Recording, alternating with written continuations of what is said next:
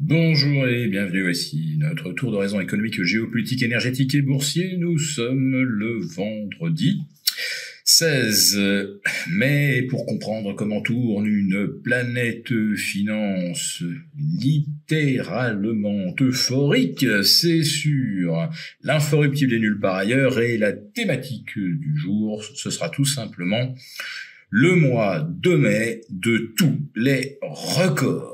Il y a tellement de records d'ailleurs qu'on ne sait plus où regarder.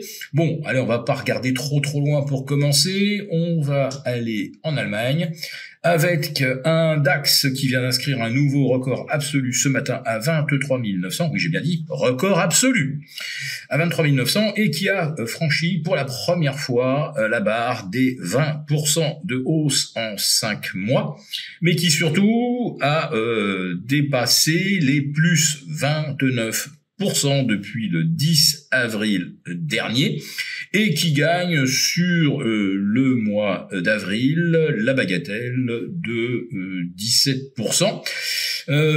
Performance égalée seulement par le Nasdaq qui aligne sa 8e séance de hausse consécutive après une série de 9 juste après le 15 avril. Autrement dit, sur un seul mois boursier, on aura vu une série de 9 séances de hausse, ou plutôt 8 plus une de consolidation à l'horizontale, et à nouveau une série de 8 séances de hausse, 7 plus une à l'horizontale.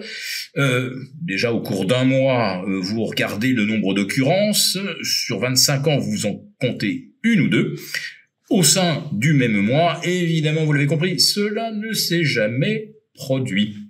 Donc, on est sur des records de hausse algébrique, 17% de hausse, on est au-delà même pour le Nasdaq, des gains du mois d'avril 2020, qui constituait jusqu'à présent la référence. On pensait que ça ne serait pas battu depuis longtemps.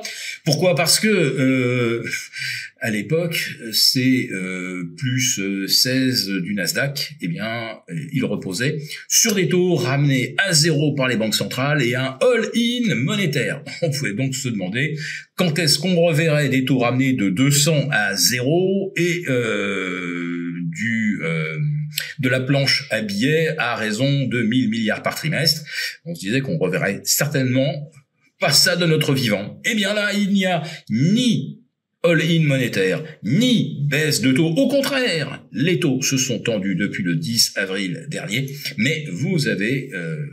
prenons la référence le 17 avril dernier, et vous avez entre-temps la plus forte hausse de l'histoire des marchés. Voilà, c'est le mois boursier le plus prolifique en gains de l'histoire, sans que cela soit relié à une actualité qui pourrait susciter un optimisme insondable. Car si Trump a fait volte-face le 7 avril dernier, n'oublions pas que les droits de douane ne sont pas revenus à zéro, c'est pas le monde d'avant qui fait son grand retour. Non, on était dans un monde à 2,5% de droits de douane entre les États-Unis et le reste du monde, et aujourd'hui, 2,5, ça n'existe plus. Aujourd'hui, au minimum, c'est 10%, et à l'instant où j'enregistre, le taux global appliqué par les États-Unis au reste du monde, c'est 16%. Donc vous voyez, de 5 à 16, c'est une multiplication par 60 des droits de douane. Et on a l'air de se réjouir, c'est merveilleux. Non, il ne s'est rien passé de plus depuis la mi-avril pour susciter l'enthousiasme des opérateurs. Des signaux de ralentissement, on en a eu avec les PMI, avec les indicateurs de confiance, et on s'est rassuré cette semaine, c'est vrai, avec des indices des prix qui se sont assagis, essentiellement grâce au prix de l'énergie.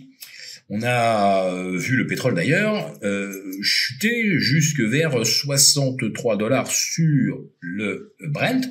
Autrement dit, par rapport au 2 avril dernier et aux annonces de Trump, Le pétrole est passé de 75 à 63. Il a perdu plus de 15%, comme si l'économie mondiale allait rentrer en récession. Et vous avez des indices qui rebondissent de 20, 25, 29%, comme si nous allions avoir une croissance exponentielle au cours des prochains mois. Ça n'a évidemment aucun sens. Alors, quand on regarde du côté des taux d'intérêt, là, on respire un petit peu depuis hier. Le 30 ans semble ne pas vouloir aller au-delà des 5. Le 10 ans semble caler aux alentours des 4,5.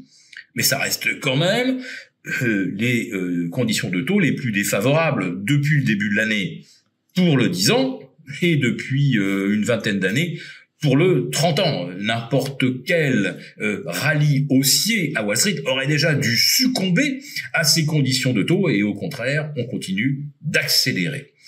Voilà, donc je reste un petit peu sans explication pour tout ce que je vous décris. J'ai l'impression véritablement de vivre un scénario à la GameStop, vous savez, cet éditeur de jeux vidéo en faillite et que les fans ont décidé de sauver en faisant la peau, si j'ose dire, des vendeurs à découvert. Et là, on a l'impression qu'effectivement, plus ça monte sur le DAX à contre-courant de tout fondamental, plus des vendeurs sont obligés de se racheter et ce sont les vendeurs d'hier qui alimentent la hausse d'aujourd'hui et de demain. Je ne suis pas sûr qu'ils alimentent la hausse d'après-demain. Nous avons conçu à votre attention un rapport spécial que vous obtiendrez gratuitement en cliquant dans le lien en description de cette vidéo. Un rapport spécial qui analyse toutes les conséquences économiques, financières et patrimoniales. Et bien sûr, ce rapport vous offre également des mesures, des initiatives à mettre en place très rapidement pour protéger votre épargne, celle de vos proches. Tout ça donc dans un rapport gratuit que vous obtenez en cliquant en bas de cette vidéo. Merci beaucoup d'avoir regardé cette vidéo. N'hésitez pas à réagir dans les commentaires ou à liker et partager cette vidéo si le contenu vous a plu. Et pour ne rater aucune de nos prochaines émissions, vous pouvez vous abonner à notre chaîne et activer les notifications. Et pour plus de contenu, n'oubliez pas que le dernier rapport rédigé par nos experts est accessible en cliquant sur le lien de description. On se retrouve tout de suite dans les commentaires et je vous dis à très bientôt pour une prochaine vidéo.